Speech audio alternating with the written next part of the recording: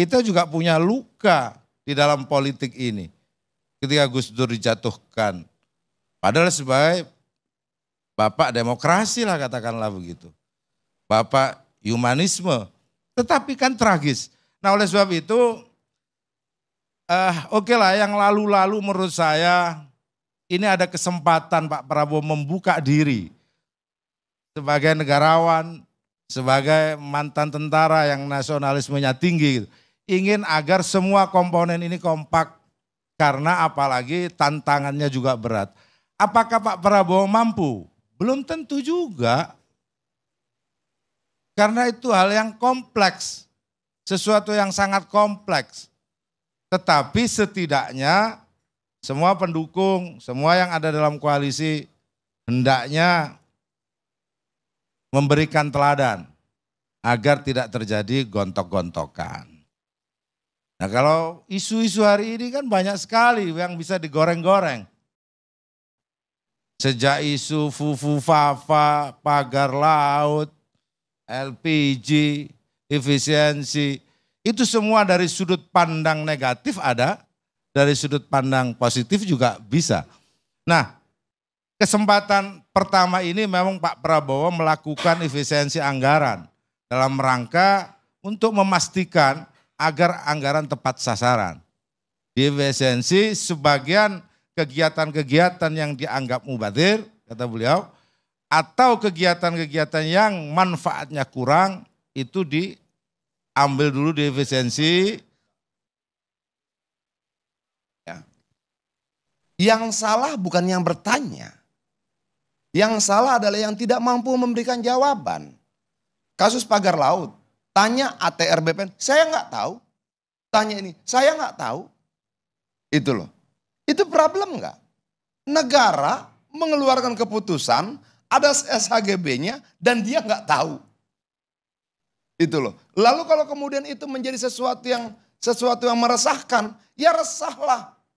Mereka yang mengeluarkan kebijakan saya tidak tahu, itu loh. Lalu sekarang katanya mau bangun 3 juta rumah, jelasin dong sama kita, caranya gimana?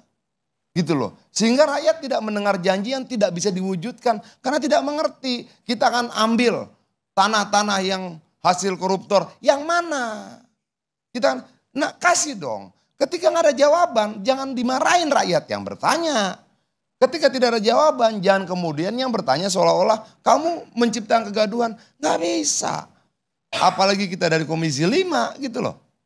Gimana caranya? Saya pikir tidak ada kemudian yang menuduh bahwa itu sumber dari kegaduhan dan lain-lain. Tetapi bahwa isu-isu publik yang kemudian bisa menjadi kontroversi, ya justru karena pemerintahan sendiri tidak fix untuk memberikan penjelasan. Kita kan ada di dalam pemerintahan juga Pak Adian, tapi kita juga harus bersikap objektif terhadap keadaan itu. Sehingga yang sekarang ingin disampaikan oleh Pak Prabowo terkait dengan kelompok-kelompok yang ingin memisah-misahkan itu pastilah dia akan menggunakan isu-isu yang populis di masyarakat. Yang itu tidak bisa dijawab oleh pemerintah, kan begitu. Dan itu lumrah. Jadi kelompok pemecah belah, lumrah saja. Ada. Nabi itu ada di dalam barisannya yang disebut kelompok munafik, orang-orang yang bermuka dua. Itu. Dan itulah yang paling mengganggu di dalam kekuasaan, di dalam dinasti kerajaan apapun. Jika di dalam istana itu tumbuh orang-orang bermuka dua, nah itu menjadi sumber dari adu domba dan pecah belah. Baik. Dan termasuk bisa di luar Pak. Karena kan pendukung tidak hanya di dalam istana yang menjadi menteri atau yang lain. Partai punya perangkat sampai ke bawah. Birokrasi juga ada sampai ke bawah. Jadi kalau menurut saya, secara definisi Bang, adu domba, coba nanti kita buka definisi adu domba dan fitnah, itu dua hal yang berbeda. Fitnah bisa dilemparkan dari luar, adu domba nggak bisa. Dia harus di dalam. Itu loh. Dia harus begini, aku mau mengadu abang dengan Bang Karni. Oke, aku harus bisa komunikasi sama Bang Karni. Saya mau tanya Bang Adian di luar atau di dalam kekuasaan? Kapan? Hari ini. Kekuasaan eksekutif atau apa? Ya saya mau tanya Bang Adian, di dalam atau di luar? Tidak dong, kalau kita bicara kekuasaan itu dalam pengertian eksekutif, saya di luar. Di luar? Ya. Bang Adian memang ada pembagian kekuasaan di Indonesia ini. Tapi apapun Bang Adian adalah bagian dari pemerintahan. Oh tidak, saya bagian dari legislatif, tidak eksekutif. Persis. Nah, tetapi kita mau terjemahkan pemerintahan itu siapa? Ya oke.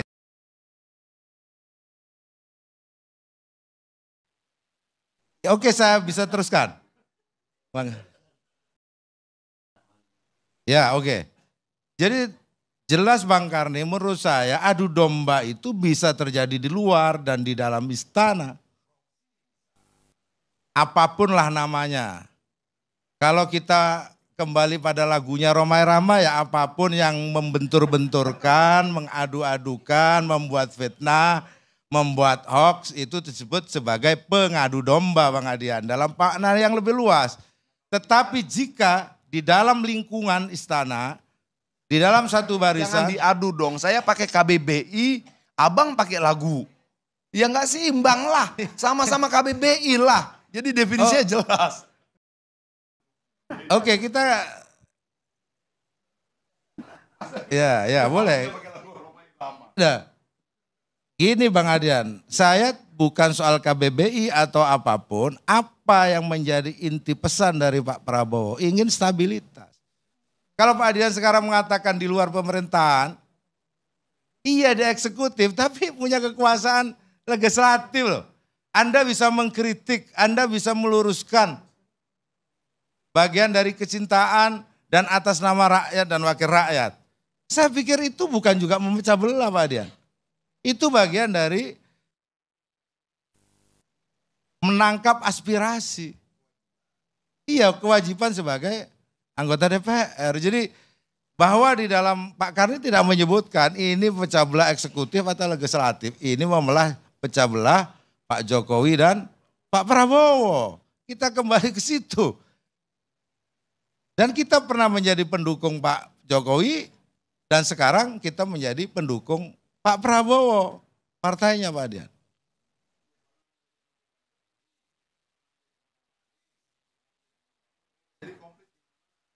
Nah, tentu ya Pak Adian pernah menjadi pendukung berat Pak Jokowi, ya kan?